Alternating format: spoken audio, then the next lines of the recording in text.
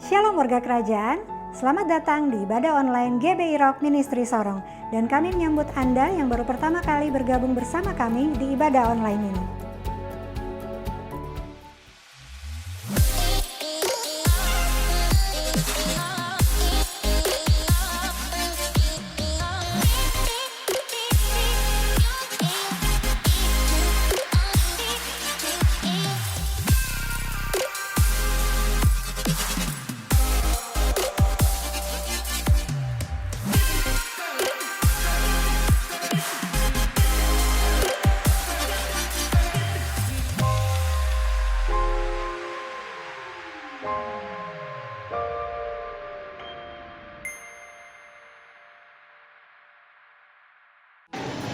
Shalom adik-adik, jangan lupa mengikuti ibadah online Rock Kids setiap hari Minggu jam 11 siang.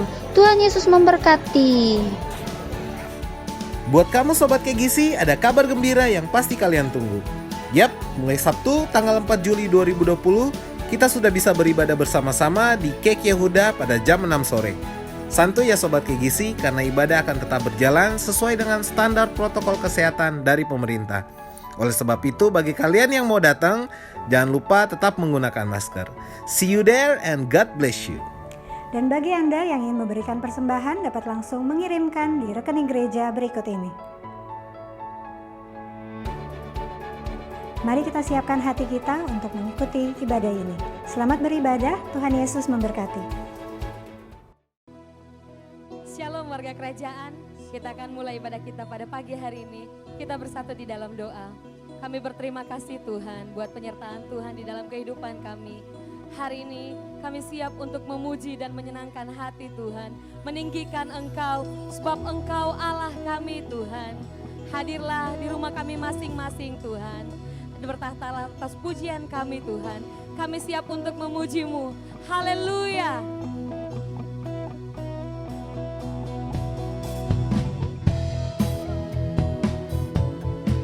Terima kasih Tuhan Yesus, Kau baik bagi kami.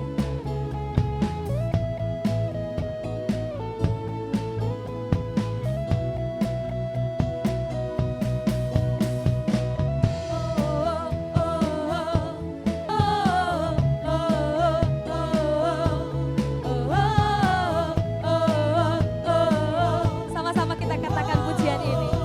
Every praise. Every praise is to our God.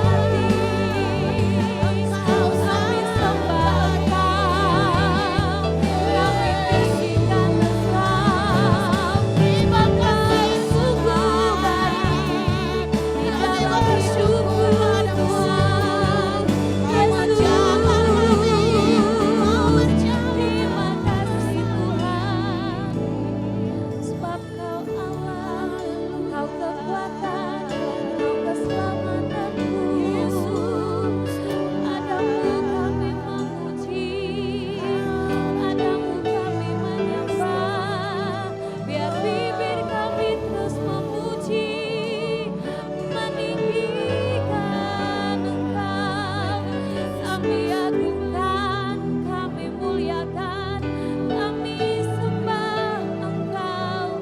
Sebab Kau kekuatan kami Tuhan. Kau Allah kami, Kau Allah yang kami andalkan. Kami memuji Engkau Tuhan. Kami mau berkata kepada jiwa kami, pujilah Tuhan, hai jiwaku. Pujilah namanya yang kudus. Biar Engkau selalu kami tinggikan.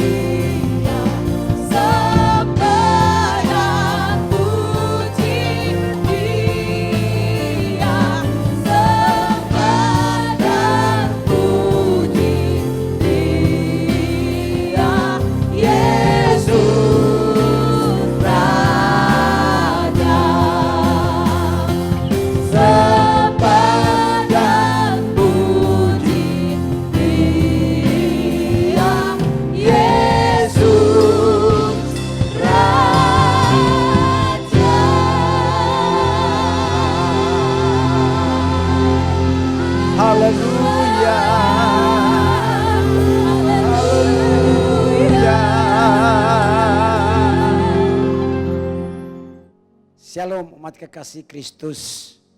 Selamat berhari Minggu. Dan kekasih Kristus, sebelum kita mendengarkan kebenaran firman Allah, mari kita berdoa. Segala puji syukur sembah hormat dan kemuliaan hanya bagimu Bapa, di dalam nama Tuhan Yesus Kristus. Kami bersyukur buat kemurahan, anugerah penyertaan perlindungan dalam kehidupan kami. Kami boleh tiba lagi di pagi ini, kami beribadah kepadamu. Kami berkerinduan untuk mendengarkan dan merenungkan, menghayati kebenaran firman Tuhan. Roh-Mu Kudus dicurahkan, ya pengajar yang agung. Pimpin dan tuntun kami semuanya untuk di pagi hari ini diajar tentang kebenaran firman Allah yang hidup itu. Penuhi kami dengan Roh-Mu ya Aba Bapa. Dan bawa kami menjelajahi ruang yang tidak terbatas dari firman-Mu. Terima kasih Tuhan Yesus. Hamba perlu kasih karunia urapan hikmat wahyu-Mu. Dan mampukan hamba untuk menyampaikan kebenaran firman ini lewat penyingkapan yang Engkau beri. Kami bersyukur atas kesemuanya ini ya Tuhan. Lalu pada akhirnya mampukan kami semua, baik yang berbicara maupun yang mendengar, untuk kami kelak merenungkan, menghayati sungguh-sungguh kebenaran firman Tuhan dan menjadi pelaku firman yang setia. Terpujilah nama-Mu pagi hari kami dengan tembok berapi, malaikat-Mu mengawal kami dalam Kristus Tuhan firman yang hidup. Kami berdoa kepada Bapa di sorga. Haleluya. Amin. Haleluya. Shalom kekasih Kristus. Kebenaran firman Tuhan yang kita dengarkan pagi hari ini, kita akan mengikutinya dari bacaan yang tentunya sangat panjang dari kitab Rut. Baik Rut pada pasal yang pertama, pasal yang kedua, dan juga pada pasalnya yang keempat.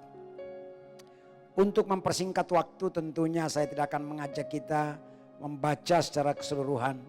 Tapi rindu saya dari tempat ini kepada umat kekasih Kristus, termasuk setiap saudara yang mengikuti ibadah online ini, untuk kelak sebentar nanti bacalah semua ayat-ayat dari kebenaran firman pada Rut pada pasal pertama, Rut pada pasal yang kedua, bahkan pasal 3 dan pasal 4. Karena kitab Rut terdiri dari 4 pasal. Saya mulainya saudara kasih Tuhan, di zaman hakim-hakim, kala itu Israel mengalami juga kelaparan. Khusus pada kisah pada kitab Rut. Memang menyedihkan. Karena tanah perjanjian ternyata sedang melarat. Dan kota Bethlehem menjadi salah satu fokus dari kisah di kitab Rut. Kota Bethlehem kala itu tidak seperti arti namanya. Mengapa saya katakan demikian? Karena kota Bethlehem, Bethlehem artinya rumah roti. Tidak seperti arti namanya.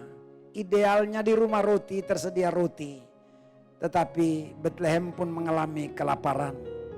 Ada satu keluarga yang tinggal di kota Bethlehem. Keluarga Elimelek namanya. Istrinya bernama Naomi dan kedua putranya yaitu Mahlon dan Kilion. Karena kelaparan yang melanda kota Bethlehem, mereka mengambil keputusan untuk mengungsi. Pengungsian yang mereka pilih adalah ke Moab, saudara kekasih Tuhan.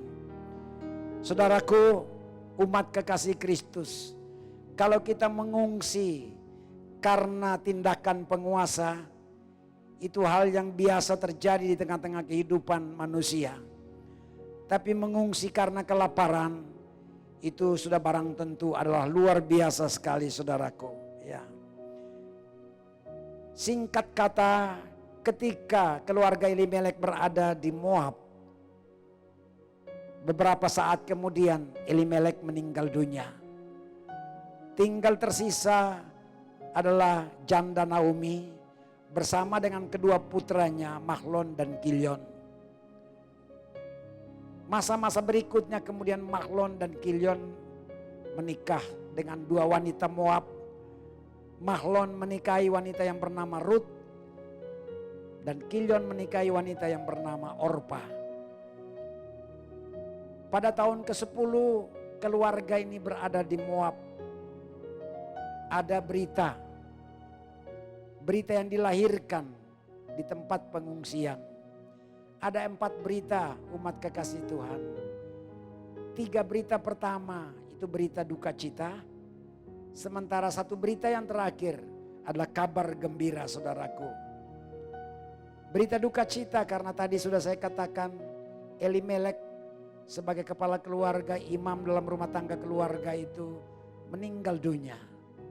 Disusul dengan berita kedua dan berita ketiga, yaitu kedua putra mereka Mahlon dan Kilion pun menyusul papa mereka Elimelek meninggal dunia juga, saudaraku. Tinggal tersisa yaitu Naomi, begitu pula kedua menantu mereka Ruth dan Orpa. Ada 3 janda, saudaraku, di situ. Yang 1 janda yang tentunya sudah lanjut usia dan 2 janda muda karena mereka pun belum berketurunan. Belum ada keturunan bagi almarhum Mahlon dan Kilion yang ditinggalkan, saudaraku. Ada 1 berita kabar baik, kabar gembira. Yaitu di tahun ke-10 di Moab, ternyata Naomi mendengar berita dari Bethlehem, dari tanah Yehuda, bahwa di Bethlehem sudah ada musim penuaian. Kelaparan sudah sedang tiada dan penghasilan sedang dituai. Ada kembali kehidupan yang luar biasa. Rumah roti kembali menemukan jati diri seperti arti namanya. Bethlehem, rumah roti. Naomi kemudian mengambil sebuah keputusan yang luar biasa, yaitu bersegera meninggalkan Moab, mengajak kedua menantunya Ruth dan Orpa untuk ikut serta kembali ke Bethlehem, ke rumah roti. Begitu luar biasa dalam perjalanan ke Bethlehem, Naomi coba berlaku bijak. Kenapa saya katakan coba berlaku bijak? Karena tentunya dengan berat hati dia mengambil sebuah keputusan, memberikan saran kepada kedua menantunya, baik kepada Ruth dan kepada Orpa.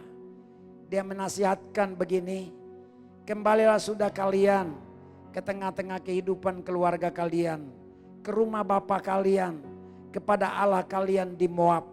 Itu dapat kita baca pada Rut pada pasal pertama ayat 7 sampai ayat yang ke-14. Saya sangat berharap jemaat membacanya sendiri.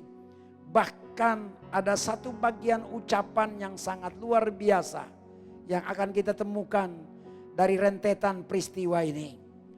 Tetapi saudara kekasih Tuhan, ketika dengan bijak Naomi menawarkan kepada kedua menantunya, kembali sudahlah kalian, biar saya sendiri kembali ke Bethlehem.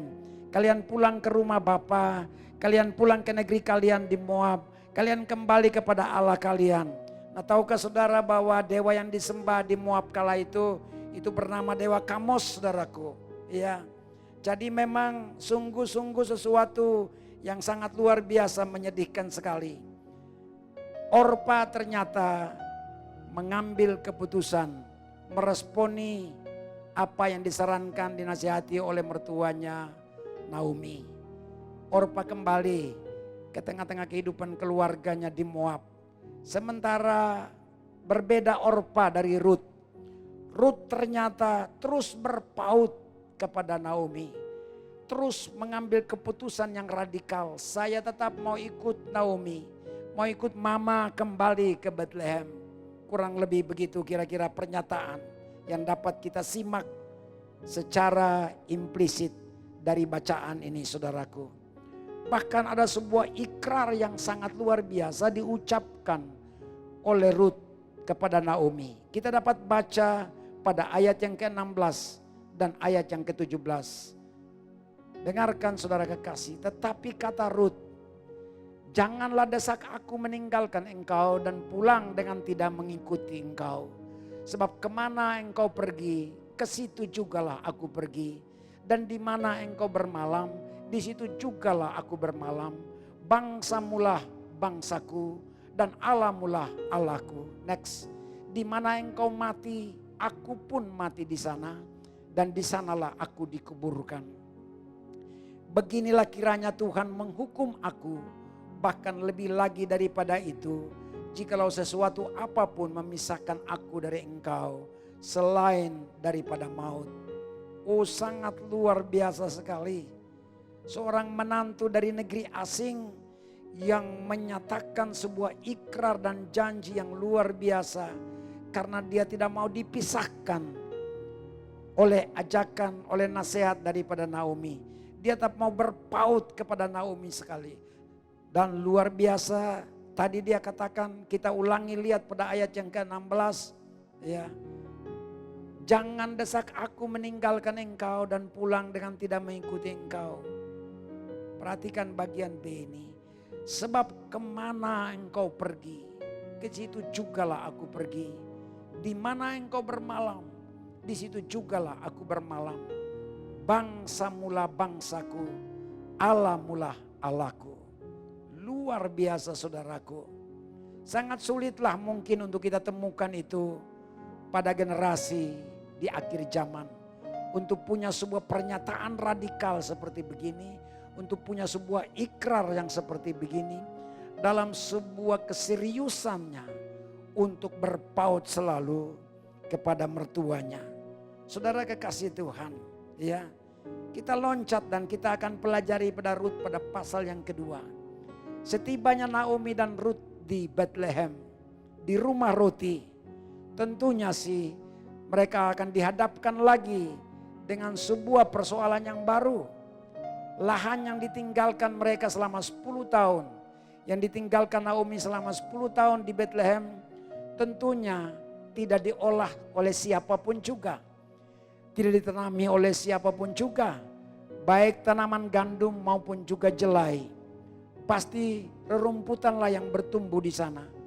Lalu bagaimana melanjutkan hari-hari hidup yang pertama ketika mereka tiba di Bethlehem? Nasihat Naomi. Kesepakatan dengan menantunya Rut. Rut mengambil keputusan untuk biarlah hari esok saya mau pergi ke kebun siapapun juga di kota ini. Saya pingin untuk memungut sisa-sisa butir-butir jelai yang sedang dituai oleh pengerja-pengerja, oleh penuai-penuai dari kebun jelai yang dipunyai oleh siapapun juga. Saya percaya ini bukan karena kebetulan. Karena di pasal yang kedua kita baca di sana kita temukan Rut ternyata pergi ke satu kebun milik seseorang yang bernama Boas. Rut bertemu Boas di sana saudaraku. Baik Rut maupun Boas ternyata adalah dua figur yang sangat penting sekali untuk kita pelajari. Lewat pasal yang kedua sampai dengan pasal yang keempat. Saya sangat percaya sekali lagi bukan karena kebetulan saudaraku. Saya percaya ini dalam desainnya Tuhan, dalam rencana Tuhan. Saya percaya Tuhan sedang menempatkan Rut melalui Boas pada lintasan yang tepat dan benar. Untuk sebuah rencana Tuhan yang juga besar saudaraku. Saya percaya Rut sedang dipromosi Tuhan untuk menjadi wanita terhormat. Karena apa? Dia menjadi wanita terhormat. Sebab kemudian dari rahim Rut saudaraku, perempuan Moab, perempuan asing itu. Dari rahimnya kemudian terlahir keturunan yang ikut menghiasi daftar sejarah keselamatan manusia. Melalui silsilah Yesus Kristus yang adalah Tuhan kita. Kita dapat lihat itu kelak pada Rut pada pasal 4 ayat 17 sampai ayat 22. Juga sama halnya ketika kita membaca silsilah Yesus dalam Matius pada pasalnya yang pertama. Kenapa dikatakan bahwa Rut sedang dipromosi Tuhan untuk menjadi wanita terhormat? Karena dari rahimnya terlahir keturunan yang ikut menghiasi daftar sejarah keselamatan manusia melalui silsilah Yesus Kristus. Karena ternyata Rut kemudian dinikahi oleh Boas saudaraku. Pemilik kebun. Di mana untuk pertama kalinya di Bethlehem, Rut pergi untuk apa? Untuk mengambil, untuk mau menuai sisa-sisa butir-butir jelai saudaraku. Boas menikahi Rut dan kemudian melahirkan seorang putra yang bernama Obed. Obed ini kemudian melahirkan Isai. Isai lah kemudian melahirkan anak yang bernama Daud. Dan dalam Matius pada pasal yang pertama kita baca silsilah Yesus. Dari keturunan Daud lah terlahir Yesus Kristus Tuhan kita. Nah, saudara kekasih Tuhan, poin apa sih yang ingin kita dapat daripada bacaan ini saudaraku? Yang pasti tadi ada satu perkataan yang sangat luar biasa sekali, penting, strategis. Yaitu apa? Bahwa Rut dipromosi Tuhan menjadi wanita terhormat. Ada kehormatan besar dari Tuhan kepada Rut. Nah tentunya ketika kita bicara tentang kehormatan, siapa yang tidak mau saudara kekasih Tuhan? Kitab Amsal berkata bahwa ganjaran kerendahan hati dan takut akan Tuhan adalah kekayaan, kehormatan dan kehidupan. 3 aspek ini dicari oleh seluruh umat manusia. Satu di antaranya diperoleh Rut saudaraku lewat bacaan ini saudara kekasih.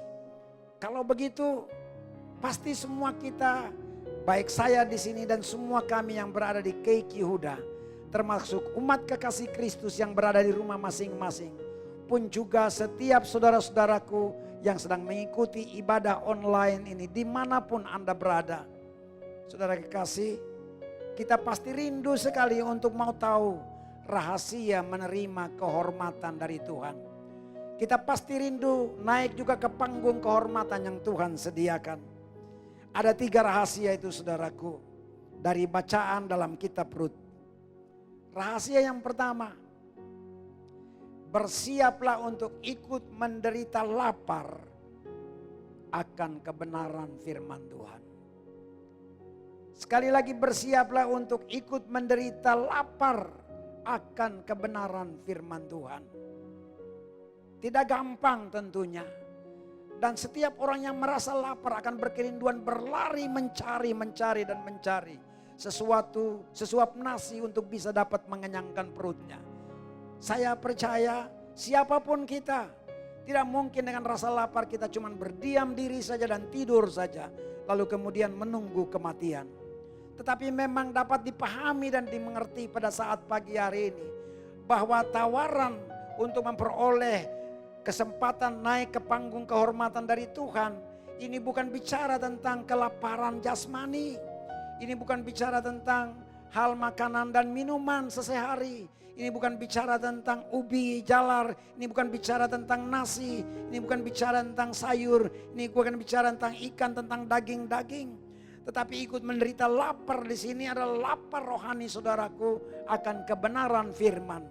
Dan tentunya muara dari lapar ini mendorong saudara dan saya untuk kita rindu menemukan makanan rohani itu sendiri. Dengarkan saudara kekasih, rasa lapar, sekali lagi rasa lapar itu alamiah. Tetapi dilanda kelaparan itu penderitaan. Sekali lagi rasa lapar itu alamiah. Tetapi mengalami yang namanya kelaparan yang melanda satu kawasan, satu komunitas, satu negeri, satu bangsa, itu adalah penderitaan saudaraku. Nah, melalui kehadiran dan kesaksian Elimelek dan keluarga di Moab, saudara kekasih, pasti saja sebelum Elimelek meninggal, sebelum Mahlon dan Kilion meninggal, pasti saja itu akan membuat Rut dan Orpa ikut merasakan beban derita karena kelaparan. Mereka sedang tidak mengalami kelaparan secara fisik, secara jasmani di Moab. Tapi tentunya cerita tentang kelaparan yang melanda Bethlehem, melanda rumah roti, itu pasti membuat mereka ikut merasakan luar biasa beratnya beban derita karena kelaparan. Ya. Apalagi saya percaya khususnya bagi Rut, istri dari Mahlon. Tapi secara roh, saya sangat berkeyakinan kekasih Kristus bahwa Tuhan sedang mengajari Rut bahwa di Moab pun ada kelaparan yang dahsyat. Dari cerita kelaparan yang melanda Bethlehem, yang diceritakan oleh keluarga Elimelek kepada Rut dan Orpa. Saya percaya melaluinya Tuhan sedang mengajari Rut bahwa di Moab pun ada kelaparan yang dahsyat. Bahwa Bethlehem memang sedang mengalami kelaparan gandum dan jelai. Itu pasti. Tetapi Moab sedang mengalami kelaparan yang sangat dahsyat, yaitu kelaparan rohani. Cuma sayangnya mereka salah datang kepada sumber untuk memberikan jalan keluar tentang kelaparan rohani itu. Kenapa? Karena bicara kelaparan rohani, bicara alam supranatural, maka pastilah mereka datang kepada siapa yang mereka sembah. Sementara di Moab mereka menyembah dewa Kamos. Apakah dewa Kamos berdaulat atas langit dan bumi serta segala isinya, atas alam semesta yang empunya langit, bumi dan segala isinya, yang menjadi Yehova Jireh bagi Moab? Tentunya tidak. Tentunya tidak, saudaraku. Nah, saudara kekasih, cuma Yesus Kristuslah Allah kita yang hidup. Dia Yehova Jireh, Tuhan yang menyediakan. Nah, hari ini, pagi ini saudaraku, saya percaya dunia pun sedang dilanda kelaparan rohani yang dahsyat. Saya berkeyakinan demikian. Dengarkan umat Tuhan, saudara kekasih Kristus. Dikala banyak orang hari-hari ini sedang menolak Yesus dengan ketuhanannya, menghujat Yesus, mengejek Yesus, menghina Yesus, mengolok-olokkan dia.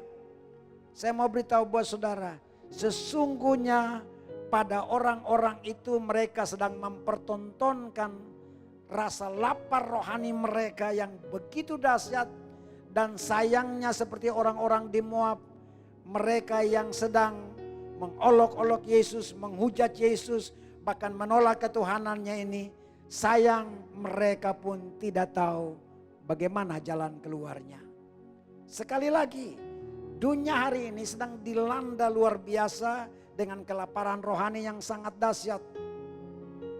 Saya ulangi lagi, dikala banyak orang menolak ketuhanan Yesus, menghujat Yesus, menghina Yesus, mencela, memfitnah, mengolok-olok dia, saudaraku, mereka sebenarnya sedang mempertontonkan kelaparan rohani yang begitu dahsyat yang mereka alami. Tapi sayangnya mereka tidak tahu di mana jalan keluar. Kepada siapa mereka berharap, ilah mana yang sanggup memberikan mereka makan. Karena ini kelaparan rohani, saudaraku. Ketika Rut dan Orpa punya kesempatan besar untuk terima kehormatan dari Tuhan, ternyata cuma Rut sajalah yang meraih rencana indah dari Tuhan. Kita akan ikuti terus, karena bagi Rut, Tuhan sedang menuntun dan mengajari dia bahwa hanya di Israel, di Gunung Sion, ada tambang hikmat dan kebijaksanaan, ada tambang pengajaran dan firman yang hidup itu.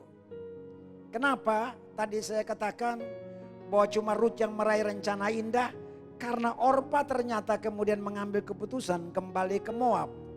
Sedangkan Rut terus mengikuti mertuanya Naomi ke Bethlehem. Rut sedang dituntun oleh Tuhan dan diajari oleh Tuhan lewat keputusannya mengikuti mertuanya ke Bethlehem. Untuk apa? Untuk tiba ke tambang hikmat dan kebijaksanaan. Untuk menemukan tambang pengajaran dan firman Tuhan yang hidup. Nah, saudaraku, kita lihat Yesaya pada pasal 2 ayat 2 dan 3. Kenapa saya katakan Gunung Sion? Kenapa saya katakan Yerusalem ada tambang hikmat dan kebijaksanaan, tambang pengajaran dan firman Tuhan? Akan terjadi pada hari-hari yang terakhir, gunung tempat rumah Tuhan akan berdiri tegak di hulu gunung-gunung dan menjulang tinggi di atas bukit-bukit. Segala bangsa akan berduyun-duyun ke sana. Next. Dan banyak suku bangsa akan pergi serta berkata, mari kita naik ke gunung Tuhan, ke rumah Allah Yakub, supaya ia mengajar kita tentang jalan-jalannya dan supaya kita berjalan menempuhnya. Sebab dari Sion akan keluar pengajaran dan firman Tuhan dari Yerusalem. Lihat itu, cuma Gunung Sion dan Yerusalem adalah pusat tambang pengajaran dan firman Tuhan. Pusat tambang hikmat dan kebijaksanaan. Luar biasa kan saudara kekasih Tuhan. Nah, saya percaya Gunung Sion untuk akhir zaman atau Yerusalem untuk akhir zaman sebagai tambang daripada hikmat dan kebijaksanaan, tambang pengajaran dan firman Tuhan, itu adalah gereja Tuhan, saudara dan saya. Berkali-kali sudah saya katakan bahwa gereja adalah pusat jawaban terhadap seluruh masalah dunia. Karena semua jalan keluar yang dari sorga mulia telah Tuhan nyatakan bukakan bagi saudara dan saya, bagi gereja Tuhan saudaraku. Nah, gerakan Tuhan semakin jadi nyata bagi Rut untuk kelak menuju ke panggung kehormatan ketika Rut berada di kebun Boas saudaraku, pada Rut pada pasal yang kedua. Di sana Rut memungut butir-butir jelai dan tiba-tiba Boas datang. Boas bertanya kepada penuai-penuai pengerja-pengerjanya, wanita siapa nih yang mengikuti kalian, yang ada di belakang kalian dan memungut butir-butir jelai itu?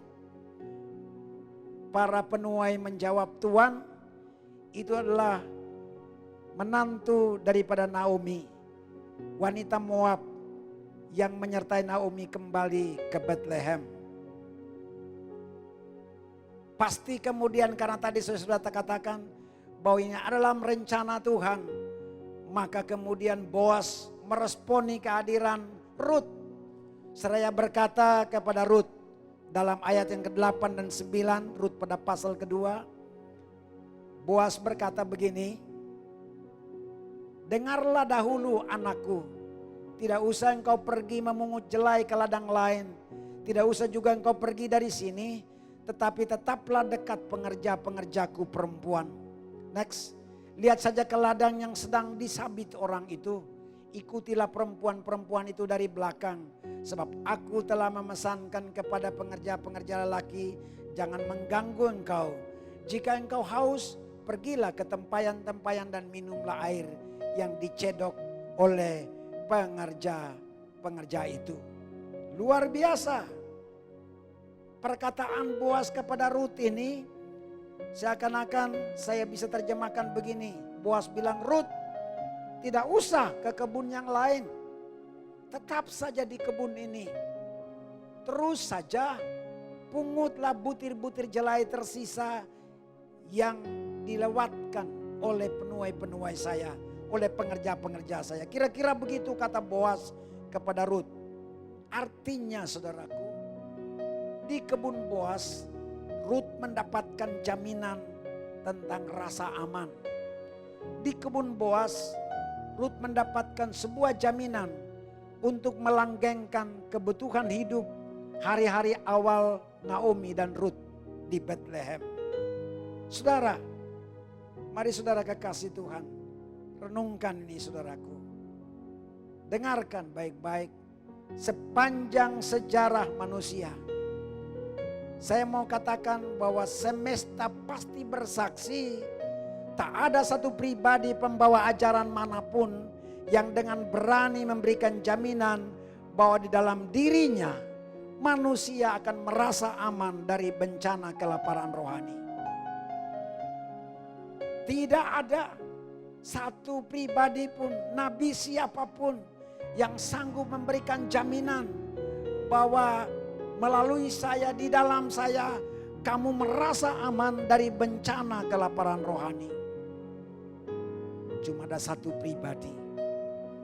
Terserah Anda menganggapnya nabi, tapi saya percaya itulah Tuhanku, Tuhan kita, Tuhan di atas segala Tuhan dan Raja di atas segala Raja. Cuma Dia satu-satunya pemberi jaminan itu. Dialah Yesus Kristus, Tuhan saudara dan Tuhan saya. Dan semestinya menjadi Tuhan dari seluruh umat manusia. Nah saudara kekasih, di manakah jaminan itu diperoleh? Lihat tadi Boas memberi jaminan kepada Rut. Hari ini Kristus memberikan jaminan bukan cuma kepada seseorang. Dia memberikan jaminan kepada seluruh umat manusia. Jaminan kepada dunia ini. Dan tentunya lebih spesial kepada siapapun yang percaya kepada dia. Dia berkata lewat undangannya buat saudara dan saya. Mari datanglah anak-anakku. Hamba-hambaku datanglah ke tamanku. Kurang lebih begitu kata Tuhan. Dalam Yohanes pasal 6 ayat 35. Yesus berkata begini nih. Akulah roti hidup. Lihat, roti hidup berbeda dengan roti bakar yang ada di rumah saudara dan saya untuk kita makan supaya kita kenyang secara fisik. Tapi roti hidup pasti bicara tentang perkara rohani. Yesus berkata, akulah roti hidup. Barang siapa datang kepadaku, ia tidak akan lapar lagi. Dan barang siapa percaya kepadaku, ia tidak akan haus lagi. Luar biasa. Ada banyak murid pernah salah mengerti akan hal ini. Lalu mereka kemudian dikatakan oleh Alkitab dalam Yohanes 6 mengundurkan diri sejak saat itu. Mereka berpikir mereka dipersiapkan menjadi kanibal untuk memakan tubuh Yesus seperti makanan sehari-hari. Ternyata sebetulnya tidak.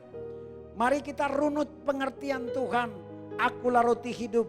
Barang siapa datang kepadaku ia tidak akan lapar lagi. Dan barang siapa percaya kepadaku ia tidak akan haus lagi. Undangan Yesus ini hanya akan dapat dipengerti oleh siapapun kita.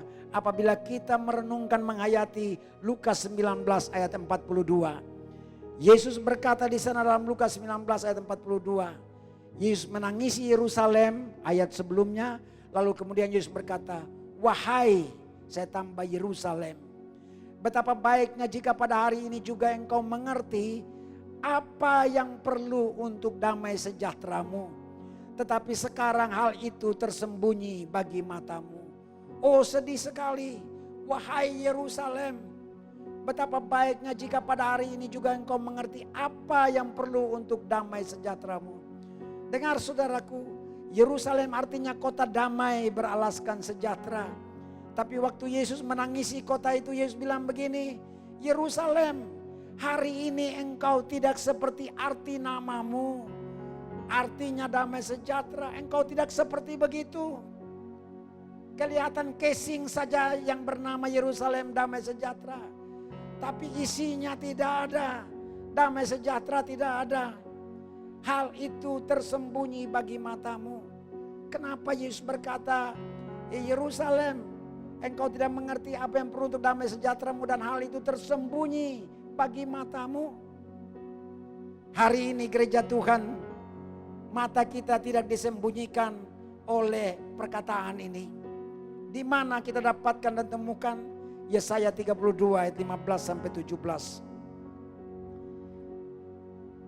Sampai dicurahkan kepada kita roh dari atas, maka padang gurun akan menjadi kebun buah-buahan. Kebun buah-buahan itu akan dianggap hutan. Di padang gurun selalu akan berlaku keadilan. Di kebun buah-buahan akan tetap ada kebenaran. Ayat 17, di mana ada kebenaran, di situ akan tumbuh damai sejahtera. Bagian A saja, saya ulangi, di mana ada kebenaran, di situ akan tumbuh damai sejahtera. Tahan terus ayat itu. Ingat tadi kita mundur di Lukas 19 ayat 42. Yesus berkata, wahai Yerusalem. Ya. Wahai Yerusalem, Yesus menangis dan berkata, betapa baiknya jika pada hari ini engkau mengerti apa yang kau perlu untuk damai sejahteramu. Betapa baiknya kalau hari ini engkau mengerti tentang arti namamu. Tapi Yesus kemudian berkata, tapi hal itu tersembunyi bagi matamu. Sekarang yang tersembunyi disingkapkan bagi gereja Tuhan. Bahwa di mana ada kebenaran, di situ akan tumbuh damai sejahtera. Kalau saya bawakan ke Lukas 19 ayat 42 tadi, di mana ada kebenaran, di situ akan ditemukan Yerusalem. Ditemukan damai sejahtera. Di mana ada kebenaran. Banyak kebenaran berseliweran di dunia ini. Tapi tidak semua kebenaran adalah kebenaran yang sejati. Karena kebenaran itu berpribadi, saudaraku. Kristus mendeklarasikan dirinya adalah kebenaran. Dia bilang, akulah jalan, akulah kebenaran, akulah hidup. Dan kebenaran yang dimaksud di sini adalah berpribadi. Kebenaran ini adalah Yesus Kristus Tuhan. Kenapa kebenaran ini adalah Yesus Kristus Tuhan? Karena dalam kebenaran ada damai sejahtera. Kristus berkata bahwa dia adalah pembawa damai. Kristus adalah bukan sekedar pembawa damai. Dia adalah Raja damai itu sendiri. Haleluya. Haleluya. Nah, di masa sukar sulit yang belum diketahui kesudahannya, di dunia pun ini akan terkapar dalam banyak hal. Termasuk dalam masalah ekonomi.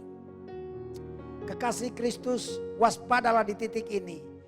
Karena kesulitan kebutuhan jasmania manusia akan menyebabkan banyak orang berjatuhan, menjauhi Tuhan, dan mengalami busung lapar rohani. Busung lapar rohani itu artinya sudah semakin parah, saudaraku. Hampir 2800 tahun yang lampau, Nabi Amos telah mewanti-wanti, telah mengingatkan lewat nubuatnya agar kita jangan pernah menyanyiakan anugerah, kemurahan, kesempatan yang Tuhan beri. Lihat Amos pasal 8 ayat 11 sampai 12. Sesungguhnya waktu akan datang, demikianlah firman Tuhan Allah. Aku akan mengirimkan kelaparan ke negeri ini. Bukan kelaparan akan makanan dan bukan kehausan akan air, melainkan akan mendengarkan firman Tuhan. Mereka akan mengembara dari laut ke laut dan menjelajah dari utara ke timur untuk mencari firman Tuhan, tapi tidak mendapatnya. Oh saudara kekasih Tuhan, masa anugerah, masa kemurahan Tuhan, masa kasih karunia ini jangan sia-siakan. Ini masa-masa di mana mestinya rasa lapar dan haus akan kebenaran firman Allah membuat kita semakin bertekun, serius untuk tiap saat membaca, merenungkan, memahami, melakukan kebenaran firman. Karena Tuhan berfirman, ini absolut sifatnya, ini suatu yang mutlak pasti. Tuhan bilang Tuhan akan kirim kelaparan melanda dunia ini. Tapi bukan lapar akan makanan dan minuman, tapi lapar dan haus akan firman Tuhan. Dikatakan di ayat yang ke-12, orang akan mengembara dari lautan ke lautan, dari benua ke benua, dari pulau ke pulau. Mereka menjelajah dari timur ke barat, utara ke selatan untuk mencari kebenaran firman. Tapi mereka tidak menemukannya. Berbahagialah kita ketika hari ini kita terus-menerus dituntun, dipimpin, diajar tentang kebenaran firman. Tapi ingat, ada banyak orang lain di luar komunitas saudara dan saya, umat kepunyaan Tuhan, gereja Tuhan, mereka juga punya firman. Tapi saya mau beritahu buat saudara, firman yang dimaksudkan ini adalah firman Allah yang hidup. Kebenaran yang tadi sudah disampaikan lewat Lukas pada pasal yang ke-19 ayat 42, yaitu kebenaran yang berpribadi. Firman itu adalah pribadi. Yohanes pasal 1 ayat 1 sampai 5. Firman itu telah menjadi manusia dan dia adalah Yesus Kristus Tuhan. Yang kedua, kekasih Kristus. Rahasia apa supaya kita bisa tampil di panggung kehormatan dari Tuhan? Kita memperoleh kehormatan dari Tuhan. Yang kedua, beranilah untuk mematikan perasaan diri sendiri. Sekali lagi, beranilah untuk mematikan perasaan diri sendiri. Saya paham, saya mengerti jika perasaan diri sendiri ini sangat berhubungan sekali dengan harga diri seseorang. Tapi di pagi hari ini saya sampaikan buat saudara, bersiap matikanlah perasaan diri sendiri. Dan itu akan terhubung dengan harga diri itu sendiri, saudaraku. Memang tidak mudah bagi manusia untuk mematikan perasaan diri sendiri yang ada di dalam kontainer harga diri itu. Apalagi jika perasaan diri sendiri itu berhubungan dengan soal darah daging. Hubungan darah daging dengan orang tua, adik kakak, saudara-saudara. Apakah Ruth bisa melewatinya? Sehingga kemudian bisa mematikan perasaan diri sendiri. Dan dia punya kesempatan naik ke panggung kehormatan dari Tuhan?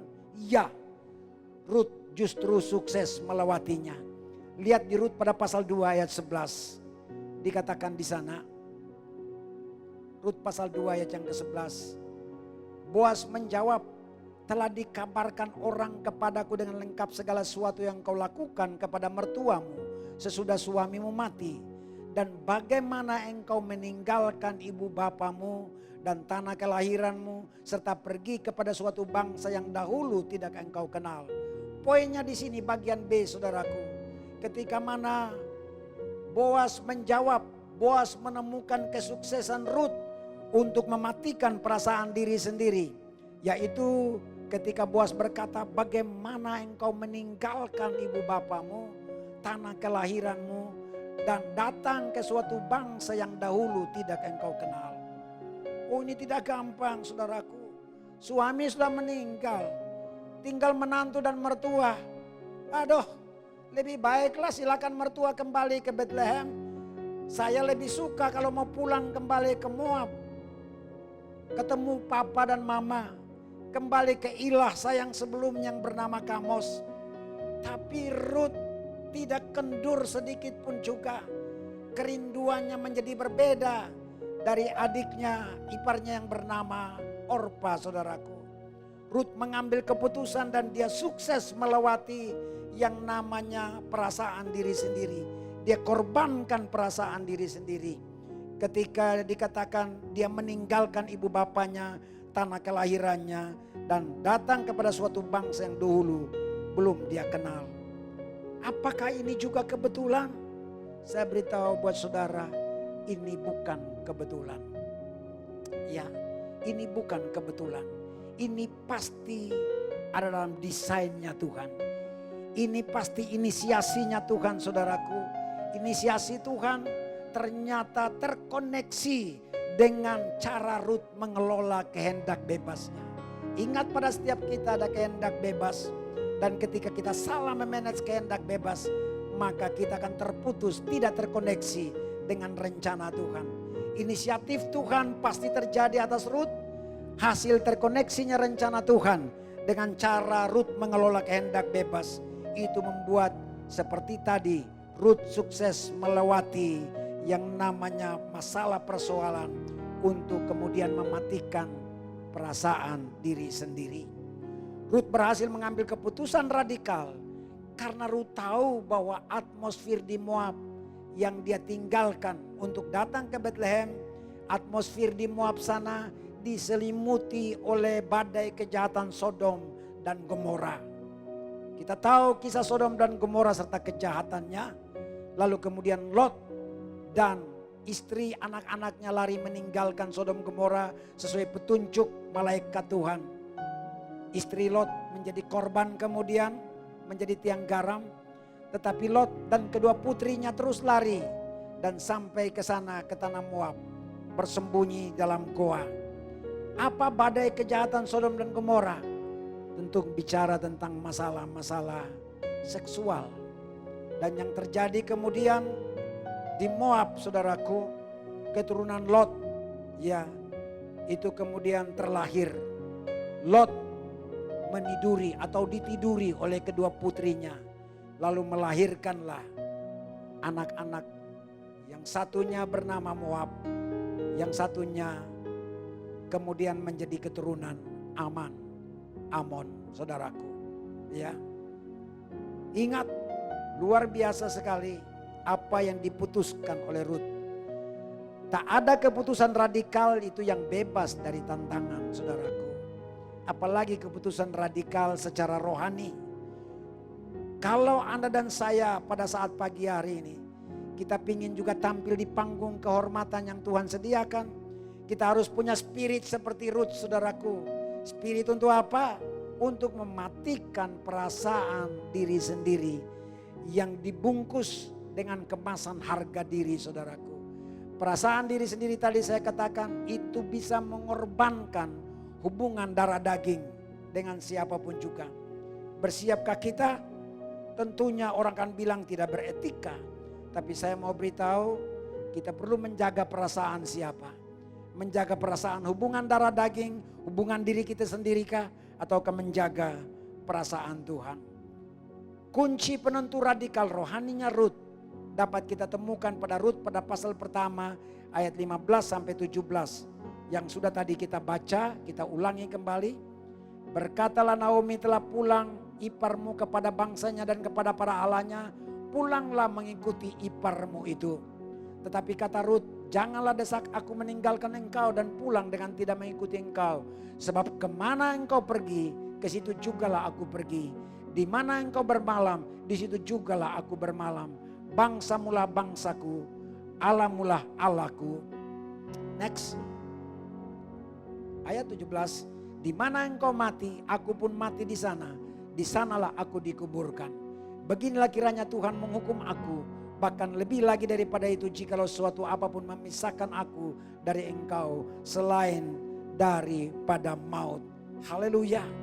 Bagi Rut, saudaraku, lewat kebenaran ini, Moab dan Kamus tidak punya lagi tempat di hatinya, di hidupnya. Rut yang sekarang menjadi berbeda. Tidak saja sekedar dia mencintai Mahlon yang adalah suaminya yang sudah almarhum. Dia pasti lebih justru mencintai keluarga Tuhan. Meskipun cuma dia dengan mertuanya Naomi. Lebih daripada itu, kebenaran ini sedang menunjukkan bahwa Rut lebih mencintai Tuhan daripada Naomi. Tuhannya Abraham, Ishak dan Yakub. Tuhan Israel, Tuhan yang saudara dan saya juga sembah, yaitu Allah Bapa di dalam nama Tuhan Yesus. Saudara kekasih Tuhan, sekeliling kehidupan kita saat ini mungkin saja sedang diterpa badai. Dan itu kenyataan, termasuk lewat wabah COVID-19 yang sedang mewabah melanda dunia. Tetapi secara pribadi, dalam hubungan dengan perasaan diri sendiri, dalam hubungan dengan harga diri kita, maka saya mengajak saudara, kenalilah baik-baik badai rohani dalam hidupmu yang menyebabkan kamu merasa kelaparan rohani. Bahkan mungkin saja, siapa tahu kamu terdampar, terkena, terpapar yang namanya penyakit busung lapar rohani. Apa badai itu? Pasti bicara karakter duniawi, pasti bicara roh agamawi, pasti bicara tentang adat istiadat yang menghambat hadirnya kebenaran Kristus di dalam diri kita. Jika itu tak ada pilihan yang lain, saya ngajak kita semuanya untuk kita lawan. Matikan perasaan diri sendiri yang terhubung dengan hubungan darah daging. Saudaraku, lihat Filipi pasal 2 ayat yang kelima. Ini yang harusnya kita punyai. Daripada perasaan diri sendiri yang menuntun kepada kematian yang kekal, kita harus punya perasaan yang satu ini. Hendaklah kamu dalam hidupmu bersama menaruh pikiran dan perasaan yang terdapat juga dalam Kristus Yesus. Filipi pasal 2 ayat 5. Ingat, pertimbangan untuk mengambil keputusan radikal harusnya dimulai dari pikiran dan perasaan Kristus. Bukan dimulai dari nalar dan logika kita, dari pikiran dan perasaan kita, saudaraku. Kalau titik startnya adalah pikiran dan perasaan kita, percayalah kita menuai kekonyolan demi kekonyolan. Pikiran dan perasaan Kristus akan menjadi sebuah kenyataan. Itu pasti hanya akan dapat kita peroleh bila tujuan hidup kita menjadi serupa dengan Kristus berwujud nyata. Untuk menjadi serupa dengan Kristus, supaya pikiran perasaan Kristus memenuhi saudara dan saya, itu sebuah keharusan. Itu sebuah keharusan yang tidak bisa ditawar-tawar. Itu bukan sebuah negosiasi, saudaraku. Saya percaya dikala pikiran dan perasaan Kristus memenuhi hidup saudara dan saya, niscaya perasaan diri sendiri pasti dimatikan, tersingkir, tertiadakan, dan kita sedang masuk dalam sebuah rencana yang indah menuju ke panggung kehormatan dunia. Yang ketiga, yang terakhir, di mana rahasia untuk kita bisa menuju ke panggung kehormatan yang Tuhan sediakan? Di mana rahasianya? Yang ketiga, Kita lihat ayat 5 sampai ayat 7 dari Rut pada pasal yang kedua. Lalu kata Boas kepada bujangnya yang mengawasi penyabit-penyabit itu, "Dari manakah perempuan ini?" Bujang yang mengawasi penyabit itu menjawab, "Dia adalah seorang perempuan Moab. Dia pulang bersama-sama dengan Naomi dari daerah Moab. Tadi ia berkata, izinkanlah kiranya aku memungut dan mengumpulkan jelai dari antara berkas-berkas jelai ini di belakang penyabit-penyabit. Begitulah ia datang dan terus sibuk dari pagi sampai sekarang. Seketika pun ia tidak berhenti." Saya simpulkan yang ketiga ini agar supaya kita bisa berjalan menuju panggung kehormatan yang Tuhan sediakan. Maka kita harus melangkahlah dengan dasar yang benar. Kita harus on the track pada jalur yang benar, pada dasar yang benar.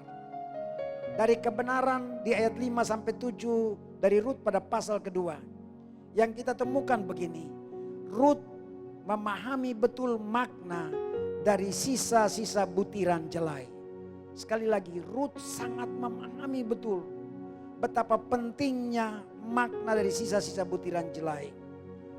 Secara roh dapat kita temukan di sini bahwa Rut sedang memiliki iman besar seperti perempuan Sirofenesia dalam Markus pasal 7 ayat 27 sampai 28, saudaraku. Di sana ya dikatakan Yesus berkata begini kepada perempuan Sirofenesia, "Biarlah anak-anak kenyang dahulu sebab tidak patut mengambil roti yang disediakan bagi anak-anak dan melemparkannya kepada anjing." Tetapi perempuan itu menjawab, "Benar Tuhan, tapi anjing yang di bawah meja juga makan remah-remah yang dijatuhkan anak-anak." Remah-remah roti artinya ampas-ampas roti yang jatuh, anjing itu pun makan. Oh saudara, spirit ini ada pada Rut.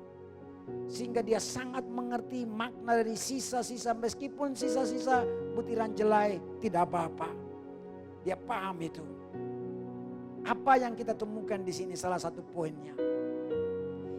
Iman kita perlu dilatih untuk jangan pernah menyepelekan hal-hal yang kecil, hal-hal yang sederhana.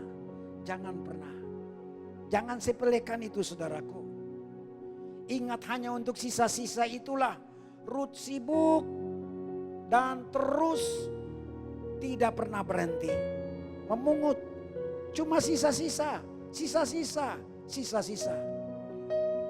Rut percaya akan hukum ekonomi kerajaan sorga. Dan hukum ekonomi kerajaan sorga ini ada pada 2 Korintus 8 ayat 15. Hukum itu berkata, orang yang mengumpulkan banyak tidak berkelebihan, orang yang mengumpulkan sedikit pun tidak kekurangan.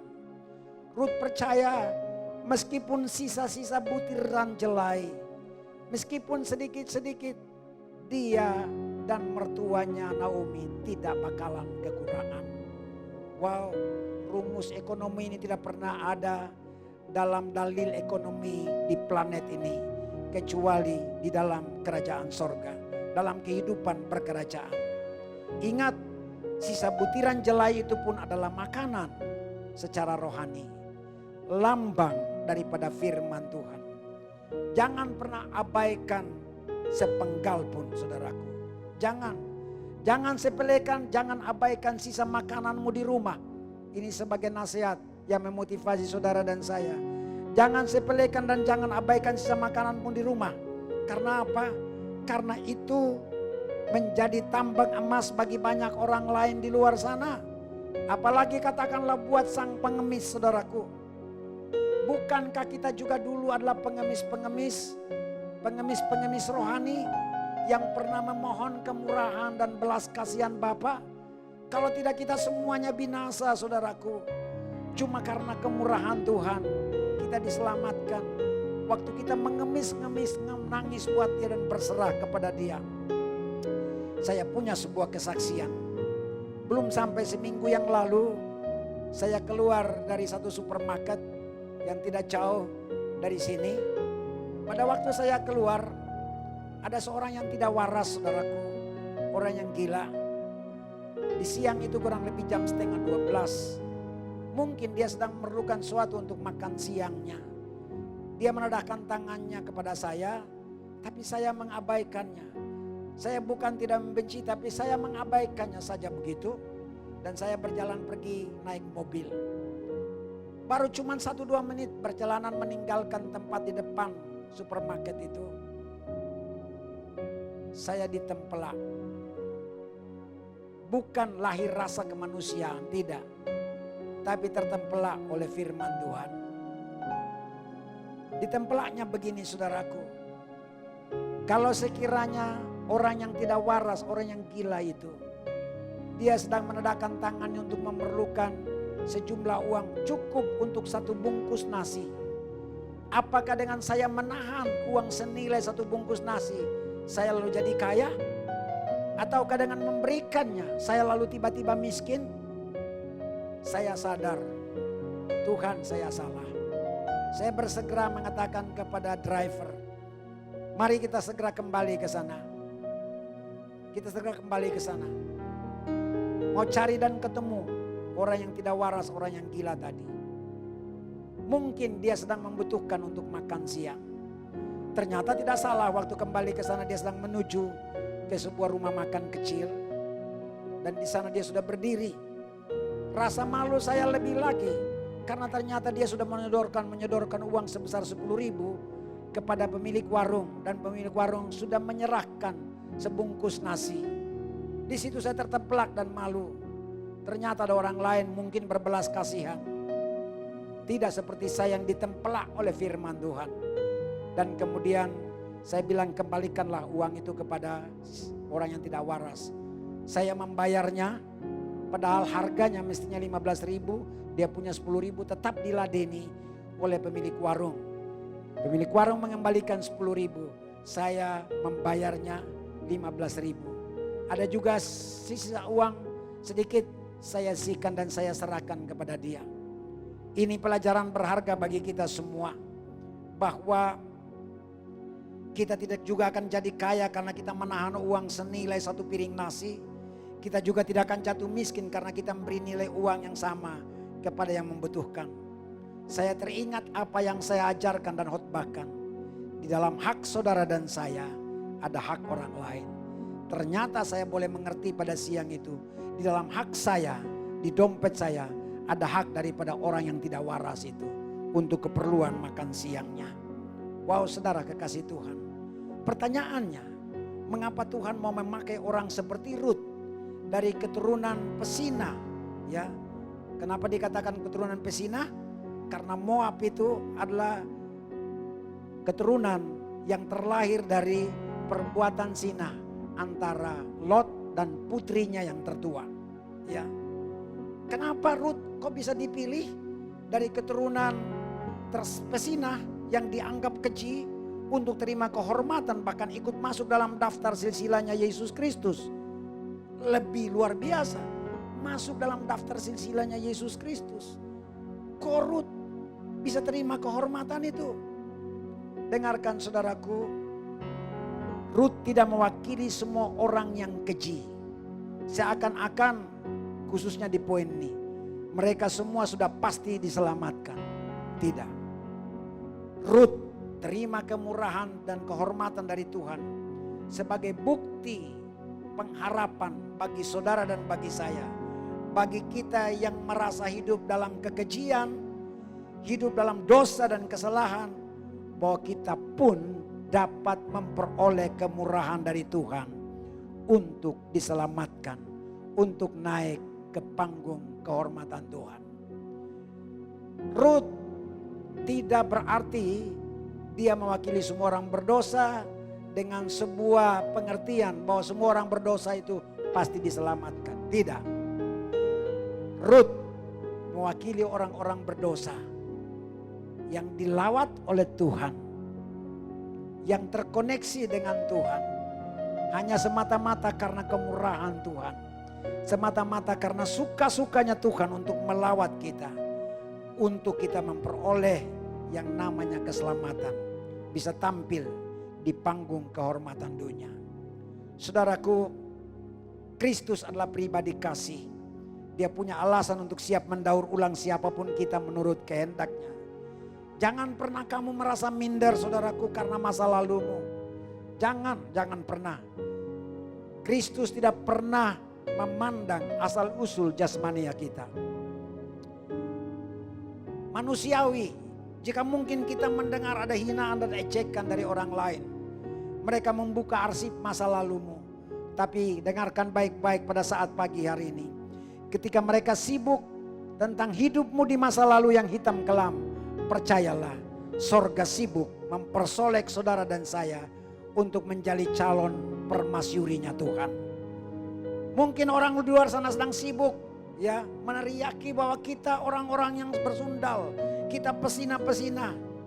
Tetapi dengarkan baik-baik, percayalah, sorga sedang sibuk untuk menuntun Anda dan saya menjadi andalan, anak-anak andalan di tangan Tuhan. Mungkin mereka sedang sibuk dengan teriakan-teriakan dengan tujuan membinasakan saudara dan saya. Tapi percayalah pagi hari ini, sorga sibuk bukan untuk membinasakan, tapi untuk membina kita menjadi putra putri kerajaan sorga. Mungkin orang di luar sana sedang sibuk menyediakan kain kafan dan peti mati buat saudara dan saya. Tidak usah kecewa saudaraku. Mereka tidak tahu bahwa sorga sedang sibuk untuk mempersiapkan mahkota bagi saudara dan bagi saya. Tanpa sadar kain kafan itu, peti mati itu mereka sedang sediakan untuk dirinya sendiri. Saya tiba pada bagian akhir dari kebenaran ini. Hanya karena adat istiadat Yahudi.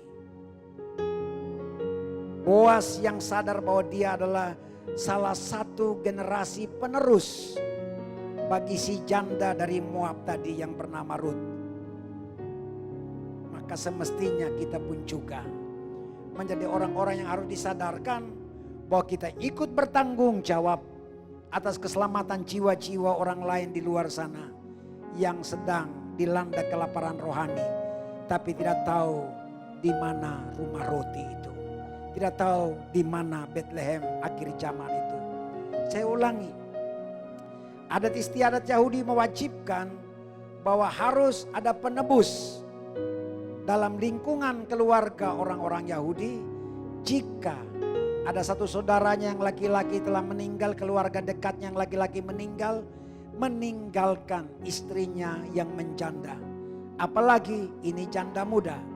Betapapun dia orang asing dari Moab. Waktu Naomi membawa Rut datang ke Bethlehem, ada generasi yang harus siap menjadi tebusan. Menebus artinya begini, menikahi wanita asing tadi yang bernama Rut untuk meneruskan keturunan dari Mahlon. Karena itu kewajiban adat istiadat Yahudi. Boas ternyata satu di antaranya. Makanya tadi saya katakan bukan karena kebetulan, tapi pasti dalam rencana dan desain Tuhan. Rut dipertemukan dengan Boas, saudaraku. Haleluya. Biarlah kiranya semua kita pada hari pagi ini kita sadar, renungkan dan hayati sungguh kebenaran tadi. Kita hidupi saudara kasih Tuhan dan kita lakukan. Niscaya kita pun akan menikmati panggung kehormatan yang dari Tuhan. Haleluya. Amin. Mari kita renungkan pujian yang akan dinaikkan ini. Haleluya. Haleluya. Ku pandang kemuliaan-Mu, Imam besar Maha Agung. Amin. Kaulah pemilik hidupku, Yesus Kristus Tuhan.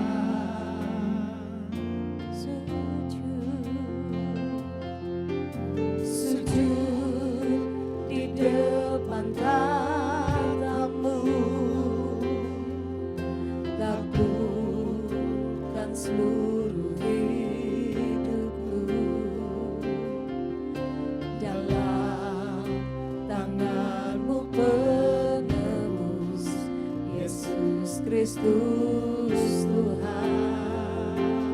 Tiada satupun tiada satu pun yang luput dari karya kasih. Mulia, mulia bagimu segala pujian, hormat kemuliaan.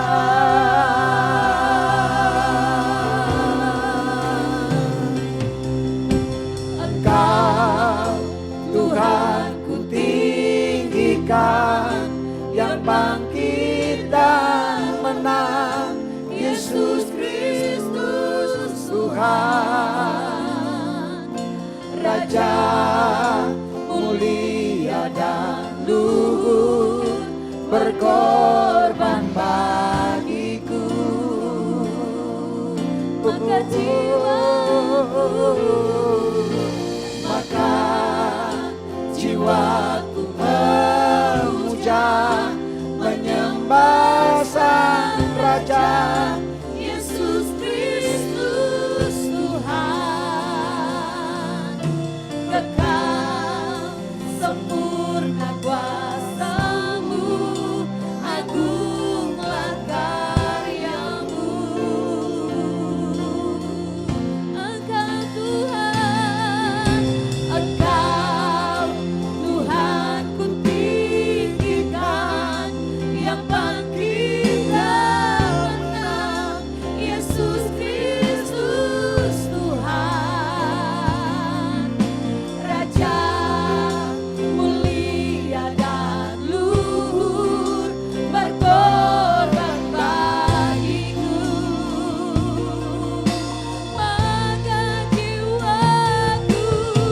Maka jiwaku memuja, menyembah Sang Raja, Yesus Kristus Tuhan. Kekal sempurna kuasa-Mu, agunglah karya-Mu.